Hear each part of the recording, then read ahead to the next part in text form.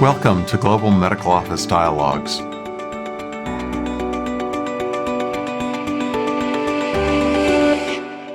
The effects of climate change are evident around the globe. These impacts are affecting ecosystems and communities worldwide, with many implications for human health. In this episode of Dialogues, I talk with Dr. Amir Sapkota, professor at the University of Maryland and an expert on the relationship between human health and climate change. From investigating the relationships between frequency of extreme events, changes in plant phenology, and the increased risk of respiratory diseases, Dr. Sapkota is developing public health strategies to combat the effects of a changing climate. Tell us just a little bit about your sense of how climate change can actually affect human health, and just give us a little framing of that as we get into our discussion. So I think to start that discussion, I would like to first start by talking about the climate-related exposure, right? So what does it mean to be exposed to climate change? So one of the things that we look at is extreme weather events, such as heat waves, extreme precipitation, droughts, wildfires, and so on and so forth. If we look at the historical data, heat waves has always been around. But what is different is that the frequency, intensity, and duration of such extreme heat event are changing in that the heat waves are becoming more frequent. And when they do happen, they tend to be a lot nastier and they tend to last longer. And we have excellent empirical data showing this. And as we look into the future decades, what the climatologists tell us is that this trend will continue into the future decades in response to anthropogenic climate change.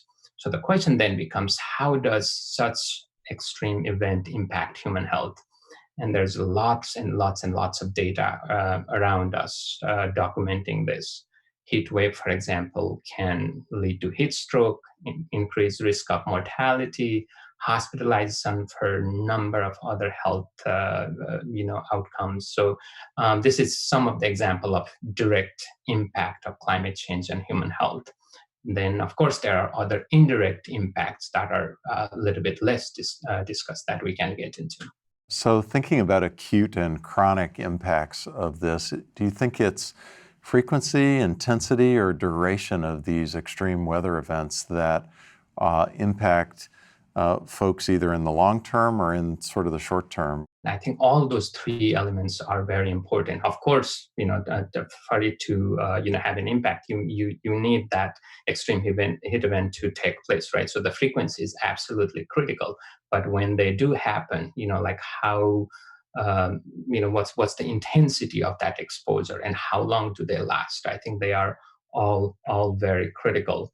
There's been some study that have shown heat waves that last longer tend to be a lot more nastier in terms of how it impacts hospitalization risk or risk of mortality and so forth.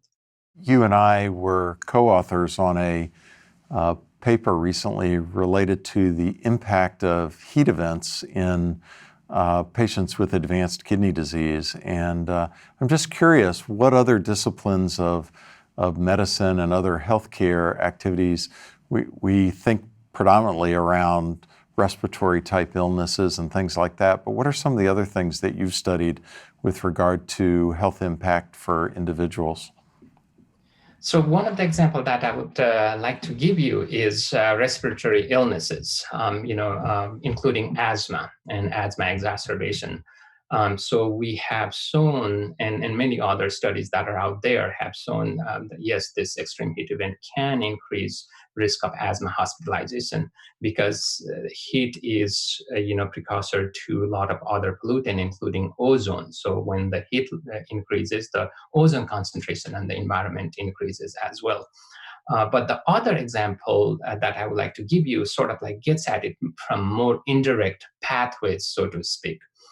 So when the wintertime temperature and the springtime temperature, for example, are higher, the timing of spring onset, this is when your trees start to bloom, when your tulips come out, they shift, right? So when the springtime temperature is warmer, trees start to bloom earlier. Now, why is that important? Because tree blooming in North America signifies start of pollen season. So if the trees are blooming earlier, that means the pollen season is starting earlier. So the duration of exposure to pollen is longer. So if you happen to be somebody living with asthma or other allergic condition, that's not a good sign, right? So that's one thing. And the other side of that spectrum is, in fact, when the temperature is very erratic and the spring gets pushed back. So rather than spring starting, let's say, on end of February, early March, it's pushed back to the end of March. So what happens in those situations is that the trees don't bloom, and all of a sudden, all different species of trees go gangbusters simultaneously. So the pollen season actually may be shorter, but the propensity of exposure is much higher. The pollen concentration in the environment can be very higher because every different species is blooming simultaneously. So that also is a risk factor for asthma hospitalization. So it comes at you from both direction, similar to if you look at temperature, right? Very hot temperature kills you, very cold temperature kills you as well. There's a sweet spot in somewhere in between that we like. It's the same thing, it turns out it's the same thing with the timing of spring onset too, is that when the spring starts very early, we are exposed to longer duration of pollen. When the spring starts very late, then we may be exposed to shorter duration, but the exposure level tends to go up. So that also increases your risk of asthma hospitalization. So this is an example of what I earlier mentioned to you as an indirect pathway, in that here climate change is actually impact the timing of spring onset. Climate change and climate variability, I should say. So it's impacting the timing of spring onset, and that changes on that timing of spring onset is then increasing risk of asthma hospitalization among individuals who live with asthma. How plastic and flexible are human responses to, for example, temperature changes that they have chronically over time? Do we have a lot of plasticity in our response to accommodate climate change, or is there a fairly narrow window?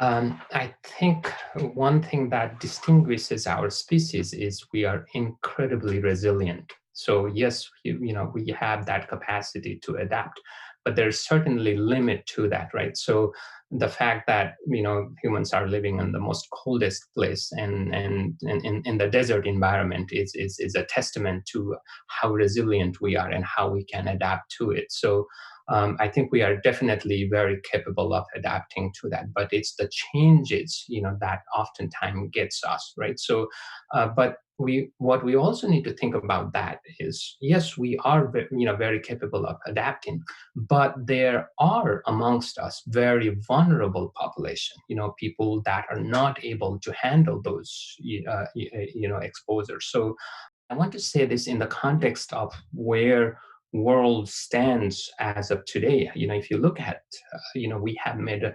tremendous stride in terms of increasing life expectancy. Whereas in this country, like 70 years ago, life expectancy was in the 50s, and now people live routinely in their 80s, 90s, and even hundreds.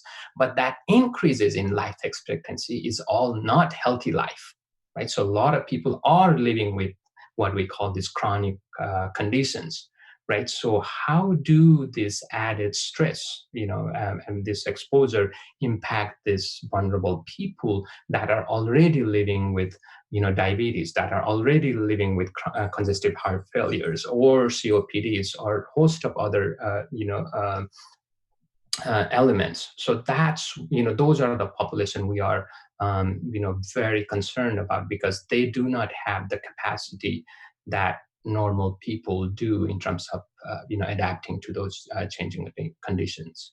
So let's shift gears for just a minute and talk for a moment about two things. First, I'd like you to just, for our audience, distinguish climate and climate change from weather.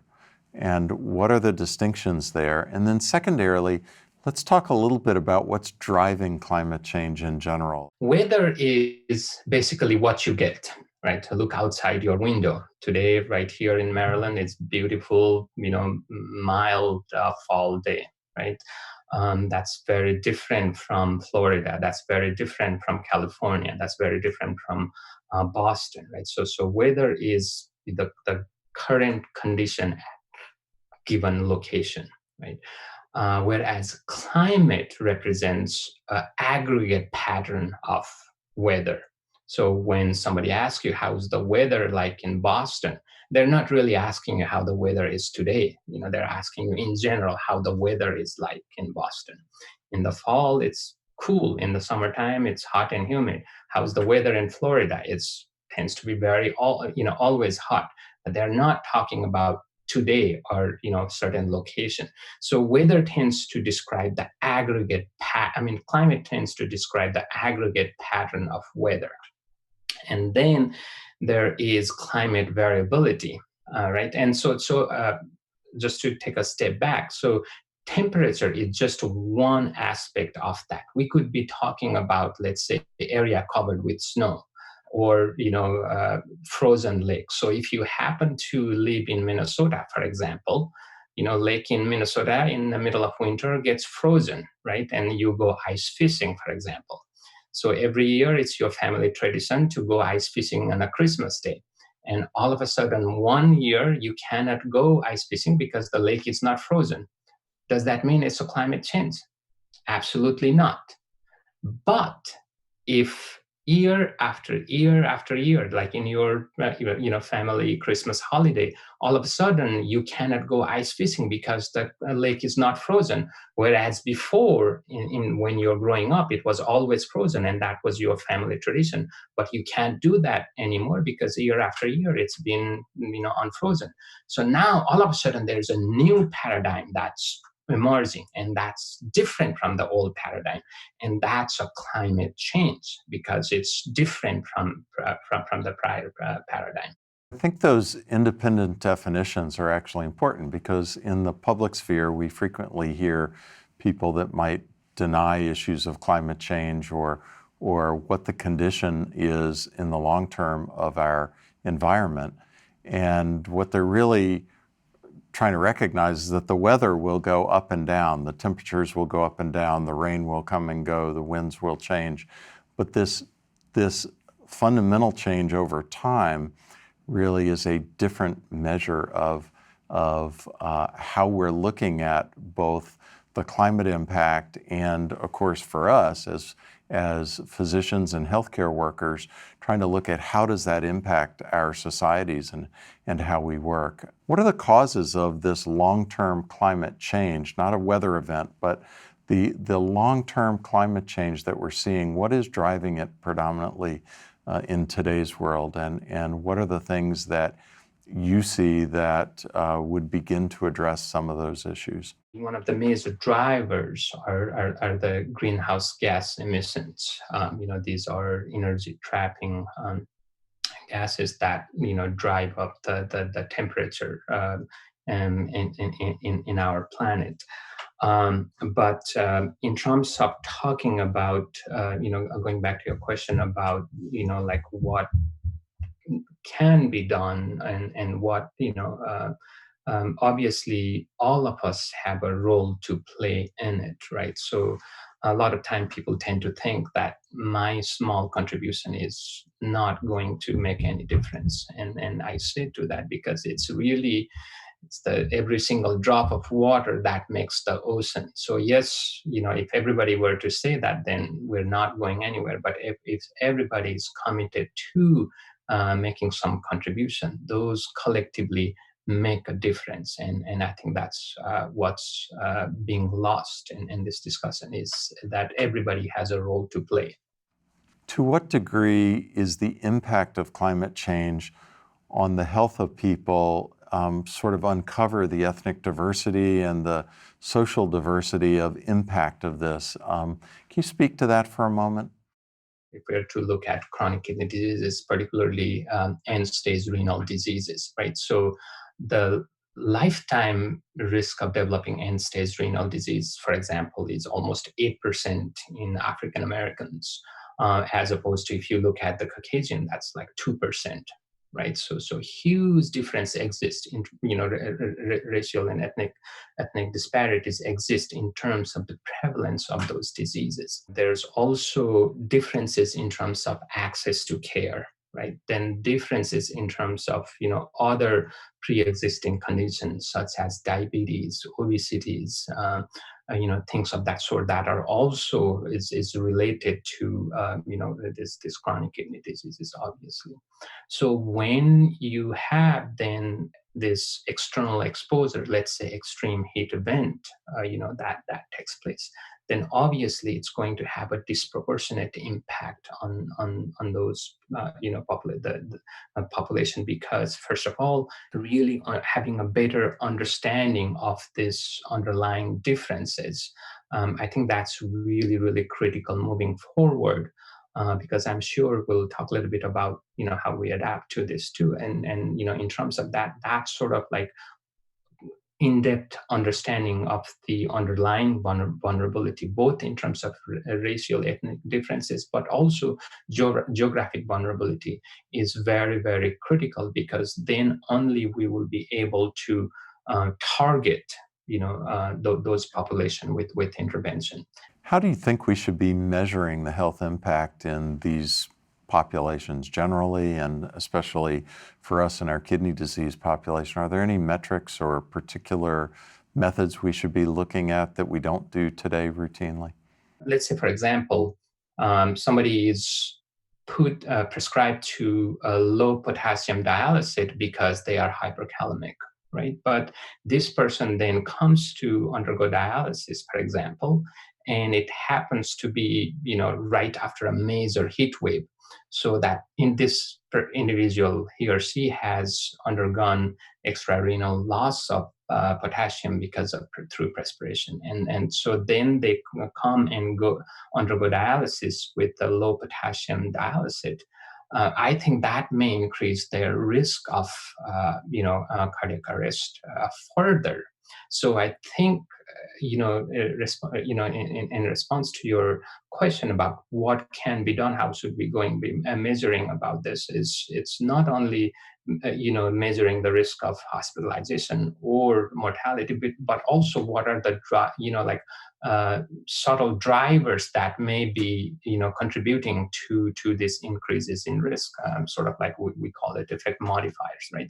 And I mentioned this because these are, like, in terms of moving forward, there's pretty straightforward solutions to that, right? So if we know, in fact, yes, this patient undergo extrarenal loss of potassium, then the solution is pretty straightforward. Maybe, like, rather than measuring the baseline potassium once a month, you could conceivably, particularly during hot summer months, measure it right before the dialysis and adjust the dialysis accordingly, right? So I think those are the subtle things that can be modified. I mean, so this is what I mean by informing the location-specific treatment protocol. I think that's where a lot of action is. So I think that's a very timely comment that you make, because we have regular discussions these days around how we move our diagnostics capabilities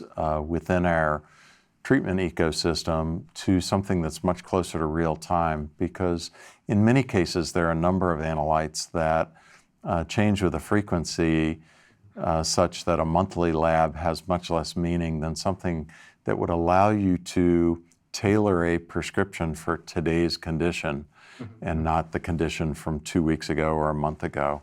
And so I think that your example of the impact that the environment and whether it's a weather event or it's a climate change related activity, what are the things that in fact we would reassign how we prescribe therapy is actually quite telling, and I think very important. So I think that's an excellent point, and I think this is also the sort of like a sneak peek of with things that are to come into the future, right? So I think we're going to see more and more of this kind of scenario. So the question then becomes sort of like, how do these different risk factors interact with each other, and then do they, is the joint effect of those risk factors much worse than individuals? Climate change is here, and it's not going anywhere in the near future, right? So what we know is such extreme events are becoming more frequent, and they will continue into the foreseeable future because of the changes that are already ongoing. So the future of medicine is really, how do we anticipate these threats and adapt to them in advance, right? So so you can have a preventive measure in place rather than reacting to the threats after the fact. I think that's the critical challenge moving forward, to be able to anticipate it in advance and adapt to it. So you can minimize the morbidity, you can minimize the mortality, and you can minimize the cost associated with the hospitalization and treatment. Because that's critical, because these threats are not going anywhere. If anything, they are going to be becoming more frequent. So the challenge to the health community is really to better anticipate and have this early warning system, so you can mobilize your resources, or whatever that may be, so we can minimize the burden, because we cannot eliminate the threats at this point. I would just like to thank Dr. Amir Sapkota to joining us on this dialogue session and to help educating us a little bit on both what climate change is and how it impacts our healthcare system and the people that we're trying to keep healthy. So thank you so much. My pleasure. Thank you.